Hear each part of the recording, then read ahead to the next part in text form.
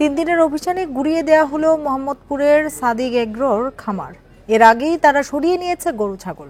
শনিবার রামচন্দ্রপুর খালের প্রায় ২০ বিঘা জমি দখলমুক্ত করেছে সিটি কর্পোরেশন। একই সাথে শুরু হয়েছে খাল খননও। সিটি কর্পোরেশন জানায় এর চারদিকে গড়ে তোলা হবে দৃষ্টিনন্দন ওয়াকওয়ে। এ নিয়ে আলোচনা করতে রাজধানীর ধানমন্ডি থেকে আমাদের সাথে যোগ দিয়েছেন নগর পরিকল্পনাবিদ ডক্টর আদিল মোহাম্মদ খান। ডক্টর আদিল মোহাম্মদ খান, আপনাকে স্বাগত জানাচ্ছি ইন্ডিপেন্ডেন্ট সংবাদে। যেটি শুরুতেই আপনার কাছে জানতে চাই যে সাদিক এগ্রো এতদিন কিভাবে ব্যবসা করলো, কাকে কাকে সন্দেহ করা যায়? বাংলাদেশে এই ধরনের ব্যবসা, বিশেষ করে খাল দখল, নদী দখল, এই ব্যবসাগুলো যখন হয় তখন সবকিছুকে ম্যানেজ করে করতে হয়। আপনি চাইলেই একা একটা দখল করতে পারেন না। সেখানে আইন শৃঙ্খলা বাহিনী, সিটি কর্পোরেশন, রাজুক, সবার নজরদারি কিন্তু থাকার কথা। যে কোনো একটা খালের পাড়ে অবৈধভাবে যেখানে এই ধরনের দখলদারিত্ব থাকে, বিশেষ করে যে কোনো খালের পাশে ৩০ ফিটের মতো জায়গা, যেটাকে ফোরশুর বলে, সেখানে কোনো ধরনের স্থাপনা হবে, এটা হাইকোর্টের নির্দেশনা, পরিবেশ আইন, আমাদের ডিটেল এরিয়া প্ল্যান সবকিছুই আছে। এরপরেও যখন এটা হয়, দ্যাট মিনস আপনি নিশ্চিতভাবেই জানবেন এই ধরনের অবৈধ ব্যবসার পেছনে তারা কাউকে না কাউকে মাসোয়ারা বলেন, অনৈতিক অর্থযোগ সেটা দিয়েছে। এবং যে কারণে এই বিষয়গুলো আসলো, দেখেন এই যে এনবিআর কর্মকর্তার ছেলের ছাগল কাণ্ড, এটা আসলো তো এই এনবিআর কর্মকর্তারা তারা এভাবেই বাংলাদেশে সব কর্মকর্তা কর্মচারী তারা এভাবে ফুলে ফেপে লাল হয়। এটা হচ্ছে যে বাংলাদেশের রন্ধ্রে রন্ধ্রে ছড়িয়ে গেছে। এর আগে আপনার নিশ্চয়ই খেয়াল আছে, আশুলিয়ার যে বোট হাউস নিয়ে যে আপনারা এত প্রতিবেদন করেছেন, বোট হাউসটা নদীর উপরে করা, সেই বোট হাউসের যে সভাপতি সেটা সাবেক পুলিশ প্রধান। এভাবেই বাংলাদেশের যারা ক্ষমতার কেন্দ্রে আছেন তারা এই যে যারা ব্যবসায়ী, তাদের ছত্র ছায়ায় তাদের এগুলোকে সবগুলোকে করার অনুমতি না দিলে বাংলাদেশের চোখের সামনে এই বিষয়গুলো ঘটতে পারে না। সাদেক এগ্রো এর আগেও সাদেক এগ্রোর যে খামারের মাধ্যমে পরিবেশ দূষণ, এগুলো রিপোর্ট হয়েছে, গণমাধ্যমে রিপোর্ট হয়েছে, এবং অনেক গণমাধ্যম রিপোর্ট করতে গিয়ে ফেরত এসেছে। এই বাস্তবতাগুলো আমরা জানি। দ্যাট মিনস এগুলো একটা অদৃশ্য একটা চক্র থাকে, যে চক্র ম্যানেজ করে। ইভেন দেখেন আজকে যখন রামচন্দ্রপুর খাল অভিযান করা হলো, তখন শুধু সাদেক এগ্রো না, আর অনেকগুলো অবৈধ স্থাপনা উদ্ধার করা হয়েছে। সিটি কর্পোরেশন সরকারের কাছ থেকে বা ওয়াসার কাছ থেকে খাল পেয়েছে বেশ কয়েক বছর হলো। তাহলে এত বছরেও তারা যদি আপনি বোঝাতে চাচ্ছেন অনেকে সহযোগিতা ছাড়া এই কাজ আসলে সম্ভব নয়। এর আগেও আমরা দেখেছি যে আরেকবার উচ্ছেদ অভিযান চালানো হয়েছিল, কিন্তু সাদিক এগ্রো পর্যন্ত যাওয়ার আগেই বন্ধ হয়ে যায়।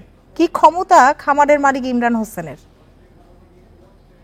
সেইটা আসলে রাষ্ট্র উত্তর দিতে হবে, কারণ রাষ্ট্রের কাছে জনগণের উত্তরগুলো চায়। এখন এই ছাগল কাণ্ডের চেয়েও বড় প্রশ্ন হচ্ছে যে রাষ্ট্রে যারা সরকারি কর্মকর্তা কর্মচারীরা যারা এই ধরনের অবৈধ কাজকে লালন করার ক্ষেত্রে উৎসাহ দেয়, সেইটাই হচ্ছে যে এই যে সাদেক এগ্রোর ক্ষমতার উৎস। এবং সোশ্যাল মিডিয়াতে যদি এত বড় আলোড়ন না হতো, তাহলে কিন্তু এই বিষয়টা নিয়ে উচ্ছেদ হতো না। এটা পুরাতন এই প্রমাণগুলো আছে। সামাজিক যোগাযোগ মাধ্যমের চাপে এই ঘটনাগুলো ঘটছে। কিন্তু রাষ্ট্রীয় যে গভর্নেন্স সিস্টেমের যে সাধারণ প্রক্রিয়া, যে প্রক্রিয়াতে রাজধানী উন্নয়ন কর্তৃপক্ষের অনুমোদন লাগে, যে কোনো বিল্ডিং কনস্ট্রাক্ট করতে গেলে সিটি কর্পোরেশন অনুমোদন লাগে, ট্রেড লাইসেন্স লাগে, আর সর্বোচ্চ যে কথাটা, এটা হচ্ছে আবাসিক এলাকা। আবাসিক এলাকায় তো খামার একদমই অ্যালাউ করে না কোনো ধরনের প্ল্যানিং। এই যে সবকিছু চোখের সামনে হয়েছে, আপনি জানেন সাদেক এগ্রো তারা অবৈধভাবে তারা হাটের মতো করে গরুও বিক্রি করেছে। এগুলো কি কেউ জানে না? এটা বললে সাধারণ মানুষ সেটা কখনোই বিশ্বাস করে না। দ্যাট মিনস রাষ্ট্রীয় যে সিস্টেম, যে সিস্টেমে এনবিআর এর কর্মকর্তার এই কোটি কোটি টাকা তৈরি হয়, সেই সিস্টেমে যারা অংশ তাদের বিরুদ্ধে অভিযান চালানো উচিত। শুধুমাত্র সাদেক এগ্রোর যে খুঁটি সেটার বিরুদ্ধে অভিযান চালালে হবে না।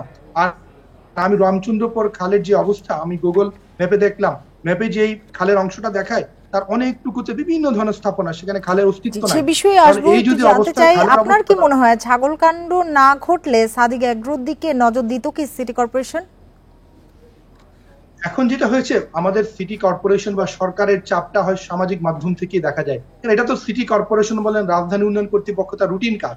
রাজধানী উন্নয়ন কর্তৃপক্ষের অনুমতি ছাড়া একটা ইটও যদি কেউ গাছে, সেটা ভেঙে ফেলার কথা রাজুকের।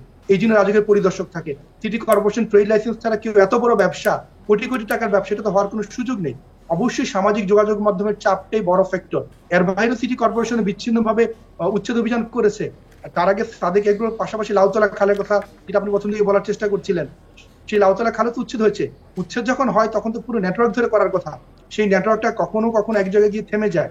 এর আগেও আমরা দেখেছি সিটি কর্পোরেশন কিংবা বিআইডব্লিউটিএ যখন উচ্ছেদ করে, হঠাৎ দেখবেন যে কোন একটা বিশেষ জায়গায় সে বিশেষ পয়েন্টে এসে থেমে যাচ্ছে।